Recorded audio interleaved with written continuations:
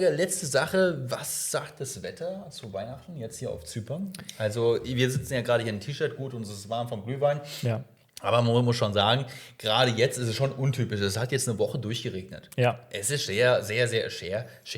So.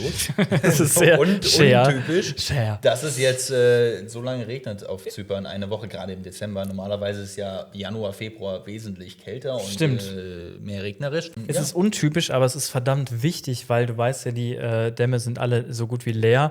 Und wir hatten wieder eines der heißesten Jahre und trockensten Jahre auf Zypern und wirklich Probleme auch. Wasserknappheit, es wurden Parks installiert in der Nähe vom Meer, wo das Wasser quasi, also das Salz aus dem Wasser gezogen wird, damit man aus Meerwasser Trinkwasser machen kann und so weiter.